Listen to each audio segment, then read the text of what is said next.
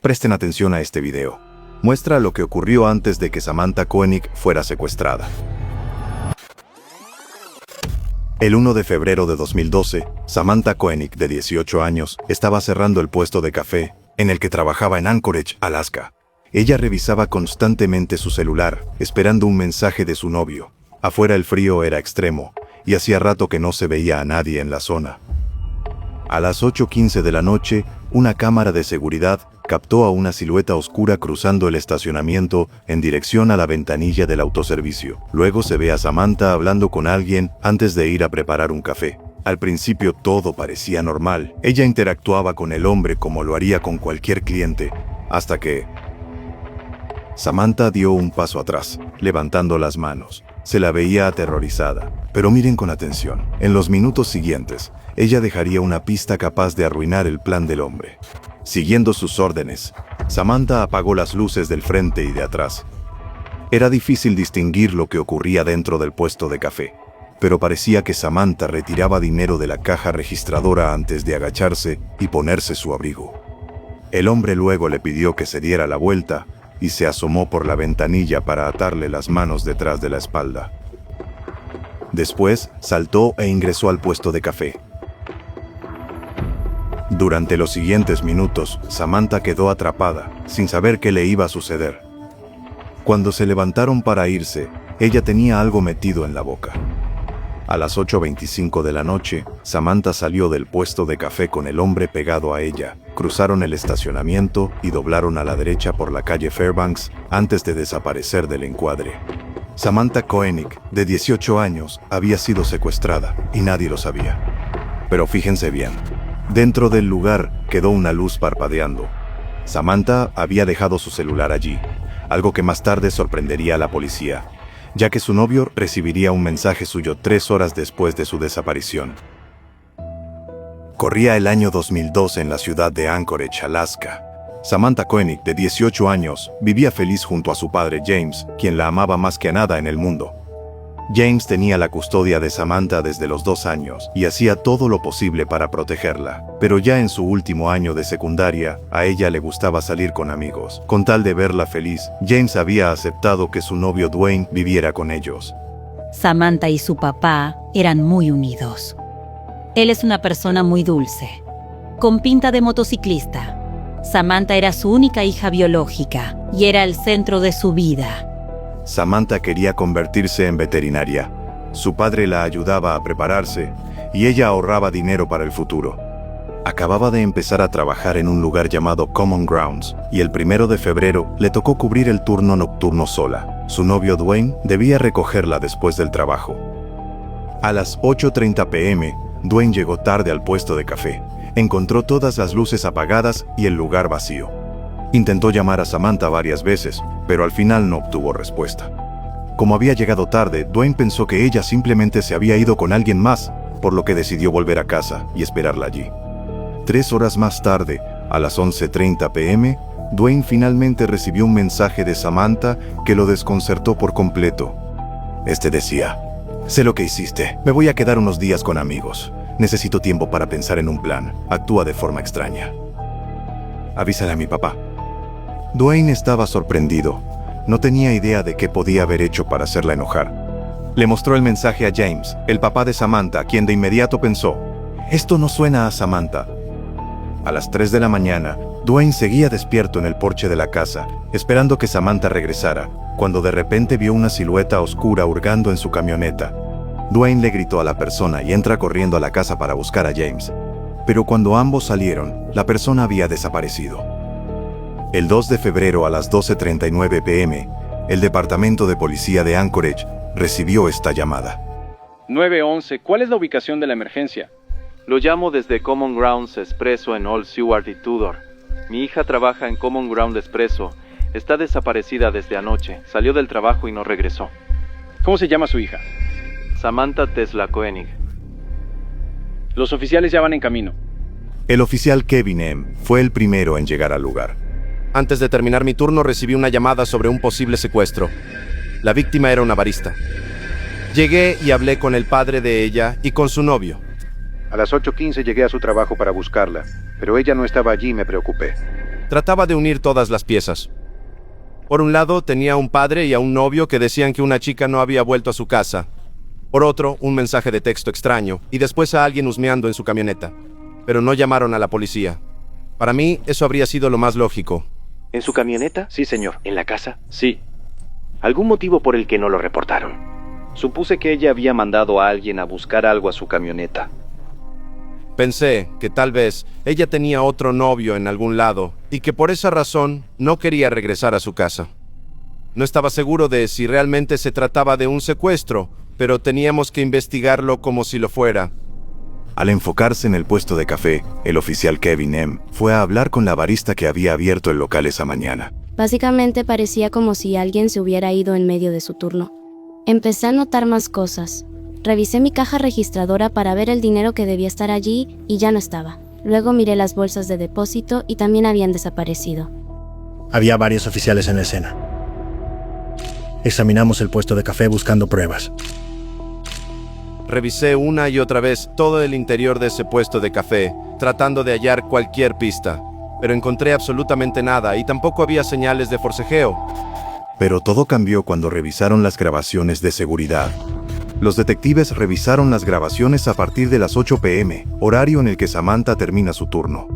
Allí se la veía sola limpiando y ordenando todo el lugar.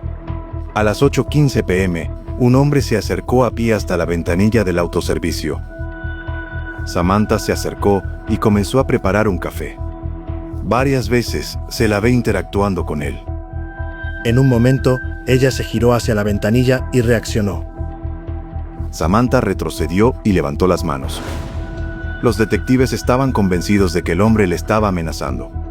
Luego se la ve caminando por el puesto de café, apagando las luces.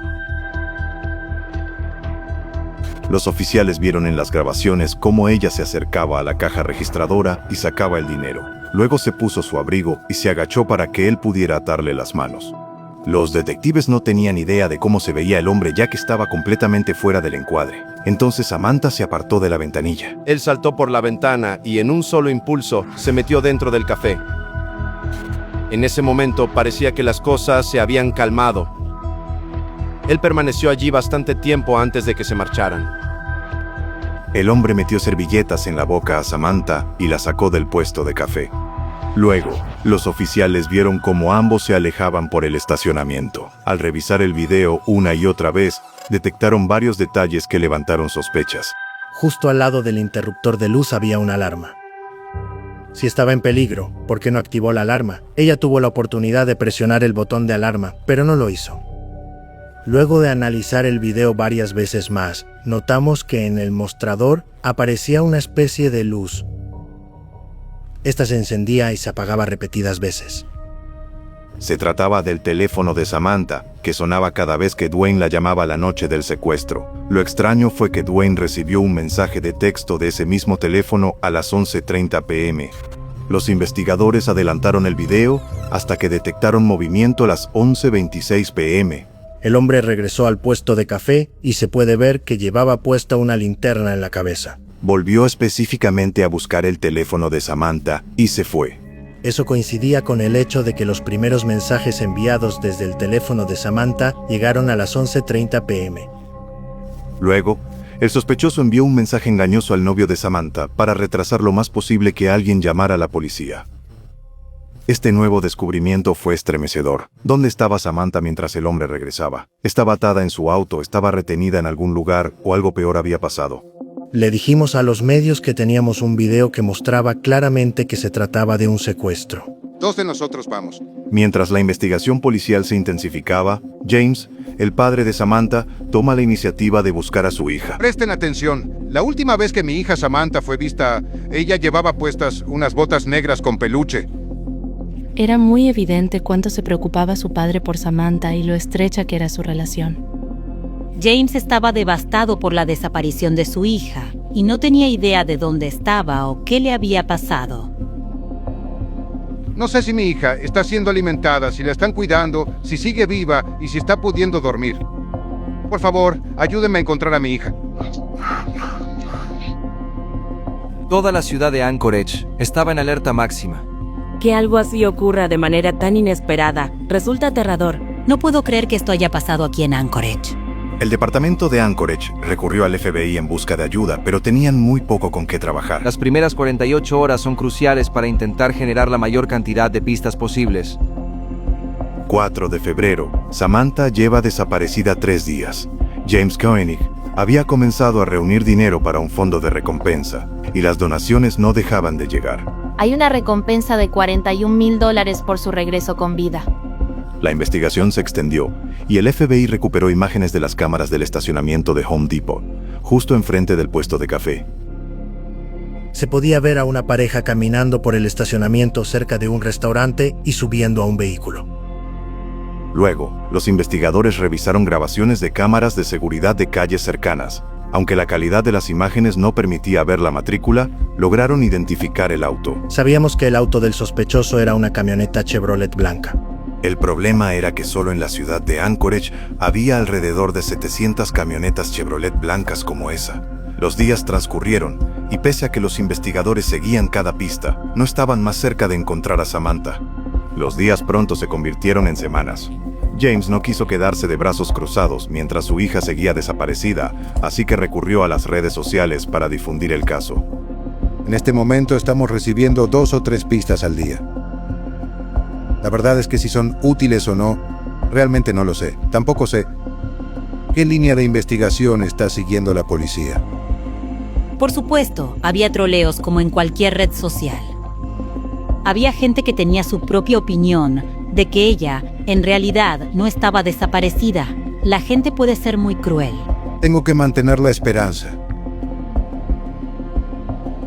y confiar en que ella sigue con vida y que se encuentra bien. James Koenig prácticamente me llamaba todos los días. Slow, ¿tienes alguna novedad sobre el caso? Slow, ¿hay algo que podamos hacer? Yo, por mi parte, realmente sentía mucha empatía por él. Soy policía, pero también soy padre y mi hija, en ese momento, también trabajaba en un puesto de café. Si algo así le pasó a Samantha, también podría pasarle a alguien más. 24 de febrero, Samantha llevaba 23 días desaparecida. James estaba en un restaurante, reunido con el equipo de búsqueda cuando Dwayne, el novio de Samantha, recibió un mensaje. Se quedó completamente blanco y fue directo hacia James para mostrárselo. Era un mensaje enviado desde el teléfono de Samantha que decía: «Debajo de una foto en Connor Park, ¿no se ve linda?». James y su familia fueron rápidamente a Connor Park, donde había un tablero de anuncios. Debajo de la foto de un perro llamado Albert, encontraron una bolsa Ziploc con un papel doblado en su interior. Era el primer avance importante en el caso desde que se habían obtenido las grabaciones de video. La carta era una nota de rescate escrita a máquina que confirmaba que Samantha seguía con vida. En la nota, él decía que una vez que reuniera $30,000 en un plazo de 6 meses a 1 año, nos daría la información sobre el paradero de Samantha. Habían datos de una tarjeta vinculada a la cuenta de Samantha en la que debían depositar los fondos. Además de la nota de rescate, había una foto de una joven. Estaba desnuda, atada, con el cabello trenzado y con una cinta adhesiva que le cubría la boca. La foto era una prueba de vida. Mostraba a una mujer junto a un periódico del 23 de febrero. Me comuniqué con James Koenig. Si la joven de la foto se trataba realmente de su hija, sabía que iba a ser muy duro para él ver esa fotografía. Solo él y yo estábamos en la sala de interrogatorios, así que coloqué esa foto frente a él. La miró durante bastante tiempo y luego de un rato dijo: «Sí, la de la foto es Samantha». Cuando James se enteró del rescate, inmediatamente le pidió al sargento Markiewicz que usara dinero del fondo de recompensa. Ese mismo día, se depositaron $5,000 en la cuenta. Contábamos con un sistema de rastreo activo en la tarjeta para recibir una alerta en caso de que alguien la usara. El problema era que esta alerta tenía un retraso de 10 minutos y, en Anchorage, a medianoche, ese tiempo es más que suficiente para salir de la ciudad. La ciudad de Anchorage contaba con alrededor de 500 cajeros automáticos, lo que hacía imposible monitorearlos a todos. Esa noche, el FBI recibió una alerta de que la tarjeta de Samantha había sido utilizada. Nuestros oficiales acudieron de inmediato al lugar. Pero el sospechoso se había ido. Lo que sí tenían eran las imágenes de vigilancia del cajero. El sospechoso llevaba una máscara, así que no se podía ver su rostro. Tenía la capucha puesta, usaba gafas protectoras y llevaba una campera abultada que decía Marine Corps en la espalda. Sin embargo, lo más llamativo fue que se lo vio alejarse en una camioneta Nissan. Ese dato desconcertó aún más a los investigadores. Como el sospechoso solo podía retirar un máximo de $500, las autoridades contaban con que intentara hacer otro retiro. El FBI pidió refuerzos y envió agentes a todos los cajeros automáticos de acceso público de Anchorage. Pero la tarjeta volvió a usarse recién el 7 de marzo, en Willcox, Arizona, a más de 6.000 kilómetros de distancia. El FBI alertó a las autoridades en Arizona, pero debido al retraso de 10 minutos, el sospechoso ya se había ido. Cuando recibieron las imágenes del cajero automático, los investigadores vieron al mismo hombre enmascarado, pero esta vez su vehículo era un Ford Focus blanco. Ese retiro del cajero tuvo lugar el 7 de marzo. Ese mismo día hubo otro en Lordsburg, Nuevo México. El 10 de marzo se registró un retiro en un cajero de Humboldt, Texas. Y al día siguiente hubo también otro retiro en Shepherd, Texas. Durante todo ese tiempo nos preguntábamos, ¿está Samantha con este hombre? ¿Está dentro del auto? El FBI se puso en contacto con los Rangers de Texas y los agentes emitieron una alerta para localizar un Ford Focus blanco. Subí a mi patrulla y empecé a recorrer la zona. Luego miré hacia la derecha y lo primero que vi fue un Ford Focus blanco. Así que llamé a los Rangers. Dejamos todo lo que estábamos haciendo y le dijimos a Brian, no pierdas de vista ese auto. Mientras los agentes del FBI iban en camino, el oficial Brian Henry siguió al Ford Focus blanco a cierta distancia. Sí o sí necesitábamos una causa probable para detenerlo, por eso estaba muy atento a ver si excedía la velocidad o cometía alguna otra infracción de tránsito. El Ford Focus blanco iba 2 vehículos delante de mí. De un momento a otro aceleró y pensé que tal vez estaba excediendo el límite permitido. Lo verifiqué, iba a 58 en una zona de 55. El oficial Henry activó las luces y el auto se detuvo en un restaurante local. Mientras me acercaba caí en la cuenta de que tal vez estábamos tratando con el sospechoso de un secuestro. Al acercarse al vehículo, miró hacia el asiento trasero esperando ver a Samantha, pero el conductor iba solo. Sin embargo, sabía que existía la posibilidad de que ella estuviera en el baúl. Hice una pausa y miré por la ventana para ver si podía ver sus manos. ¿Qué tal? Bien. Soy policía de tránsito. Lo detuve porque mientras patrullaba la zona... ¿De dónde es usted? Yo soy de Alaska. ¿Podría bajar del vehículo un momento? Sí, claro. A partir de la licencia de conducir, supo que su nombre era Israel Keys. ¿Podría dejar ese cuchillo allí? Sí, claro.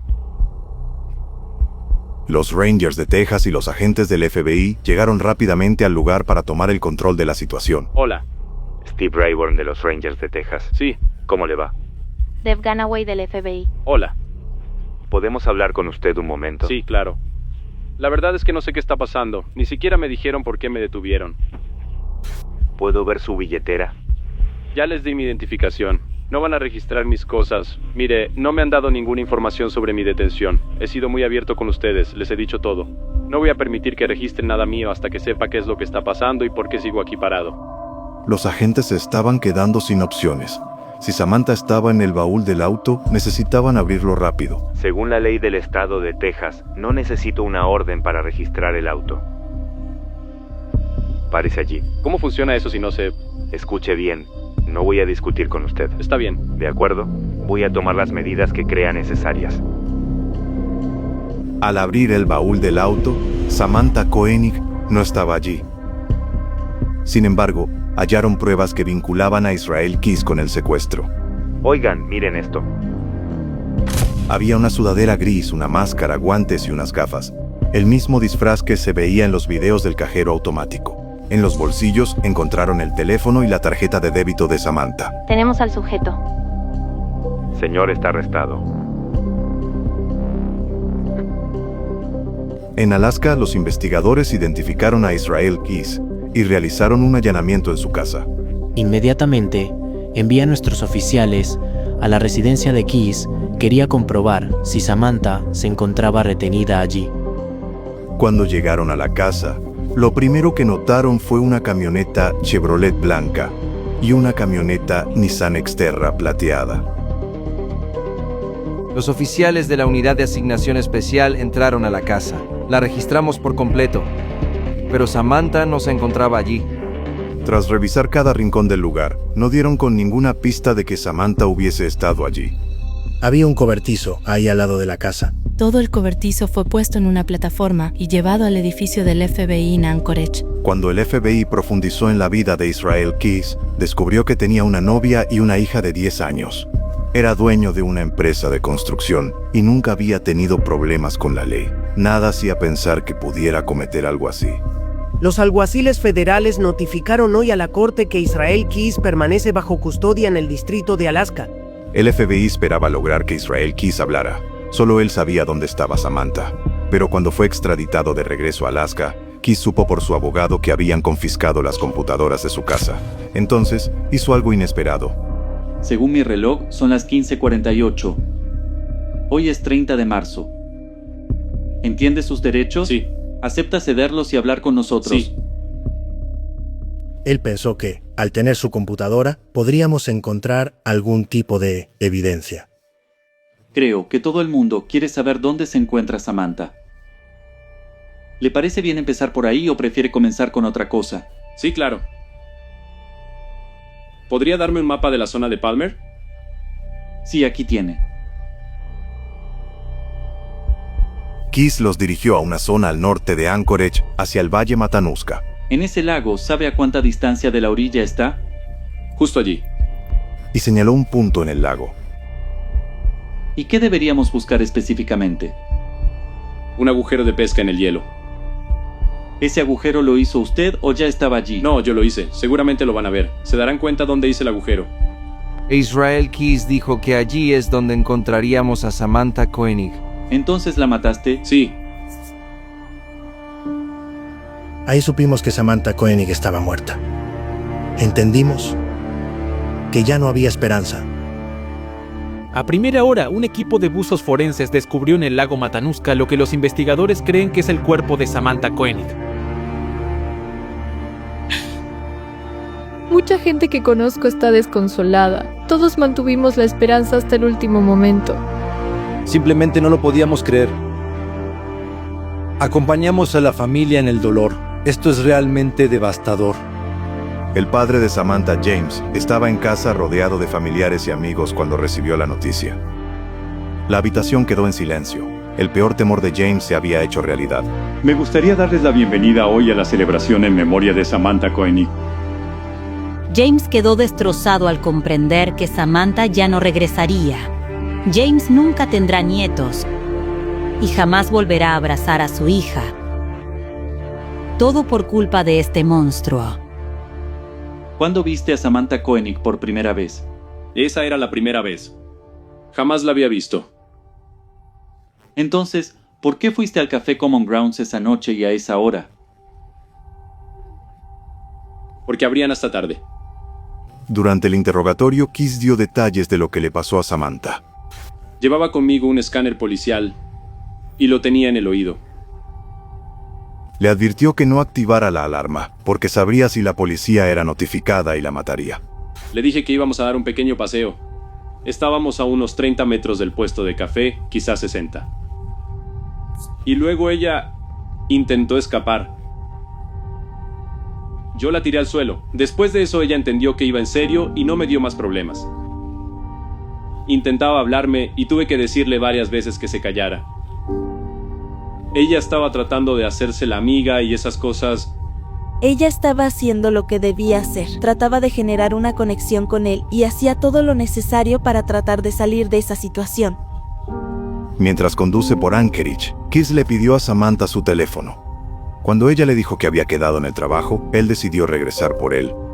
Ella intentó convencerlo de que había una alarma en la puerta, pero él no le creyó. Necesitaba el teléfono para enviarle un mensaje al novio de Samantha, con el objetivo de ganar tiempo antes de que la policía supiera que ella había desaparecido. Luego Keys la llevó hasta su casa y la metió en el cobertizo.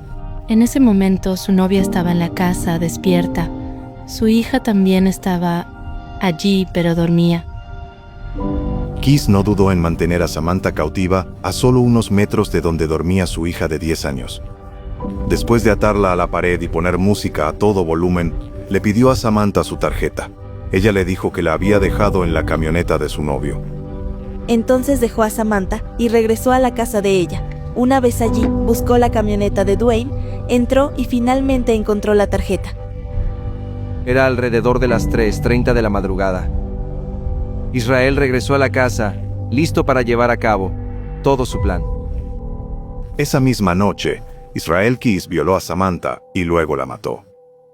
A la mañana siguiente, Israel retomó su vida como si nada hubiera pasado. Despertó a su hija y preparó las maletas. Iban a hacer un viaje familiar a Nueva Orleans, donde se quedarían varias semanas mientras el cuerpo de Samantha seguía en el cobertizo. Pero lo más perturbador fue lo que hizo cuando regresó de su viaje. Puso en marcha la siguiente fase de su plan: obtener dinero del rescate fingiendo que Samantha seguía viva. Compró una vieja cámara Polaroid en una tienda de segunda mano y maquilló el cuerpo. Él le tomó una foto con esa vieja cámara. Junto a ella se podía ver un periódico con fecha reciente. ¿Qué puedo decir? Aquí tienen a su monstruo. En realidad, Samantha estaba muerta desde antes de que la policía supiera de su desaparición. Los detalles de lo ocurrido no fueron compartidos con James, pero él estaba seguro de que su hija no había sido la primera víctima de Keys.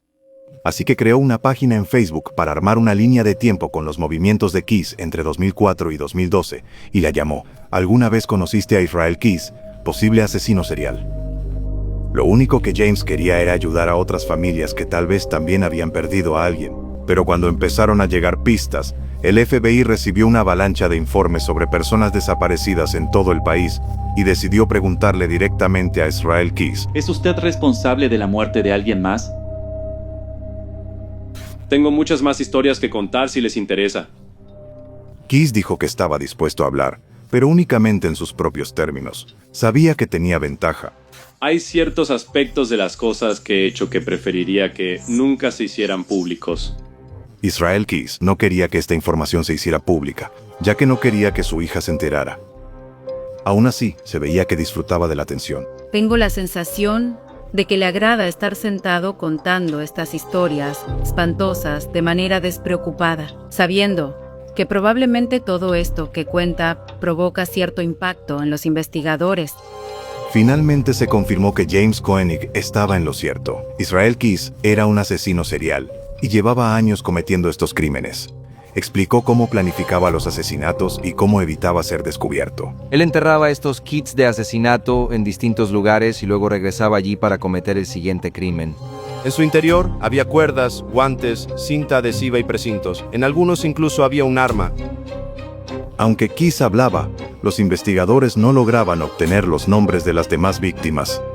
Pasaron días interrogándolo durante horas, cediendo a cada una de sus exigencias, hasta que un día, un canal de noticias hizo este anuncio. Tras varios meses de investigación, el Canal 3 de Noticias logró identificar al hombre acusado de matar a los Currier. Cuando descubrió que su nombre se había hecho público, dejó de hablar. No tengo por qué seguir dándoles más información. El 23 de mayo de 2012, Israel Keys se presentó ante el tribunal para una audiencia. Había reporteros de todos los canales de noticias, pero no se permitió grabar dentro del tribunal. James Koenig y su familia estaban ahí presentes. Pensé que iba a ser muy breve, con respuestas de una o dos palabras como se declara inocente o culpable, pero todo terminó convirtiéndose en otra cosa.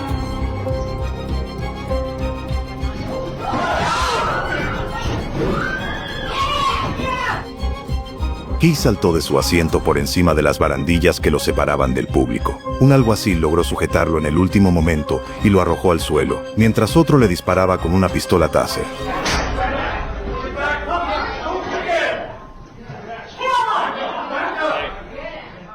Sin hacer ruido, Keys saltó la barandilla detrás de la cual estaban sentados familiares y amigos de Samantha Koenig. James Koenig, el padre de Samantha, se negó a hacer declaraciones fuera de la sala. Al día siguiente, entrevisté a Israel. ¿Qué cambió desde ayer? Hay más. Para el 29 de noviembre, los investigadores solo tenían 2 nombres, pero Israel Keys ya no quiso colaborar. Tras 40 horas de interrogatorio a lo largo de 8 meses, Israel Keys se cerró por completo. 3 días después, durante un control rutinario, un guardia encontró algo estremecedor en la celda de Keys. El recluso federal Israel Keys fue encontrado muerto en su celda.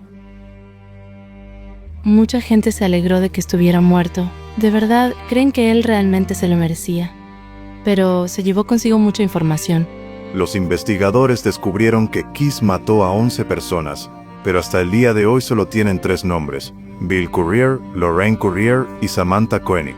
Sin embargo, la agente especial Kat Nelson está convencida de que se resolverán más casos y continúa trabajando para que las familias de sus víctimas puedan finalmente encontrar paz. No será fácil de ninguna manera y puede llevar mucho tiempo, pero nunca dejaré de intentarlo. En cuanto a James Koenig, el padre de Samantha, fue gracias a sus incansables esfuerzos que un asesino en serie fue capturado, poniendo fin a su reinado de terror. Desde la muerte de su hija en 2012, ha creado una organización que ayuda a otros a encontrar familiares desaparecidos. Trabaja para ayudar a realizar búsquedas, ofreciendo apoyo y consejos. El programa se llama Buscando a los Desaparecidos de Alaska, o SAM por sus siglas en inglés.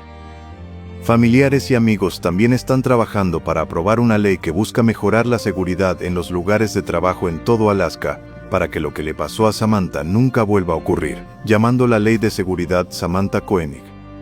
Hasta el día de hoy, siguen trabajando para aprobar esta ley y piden el apoyo del público.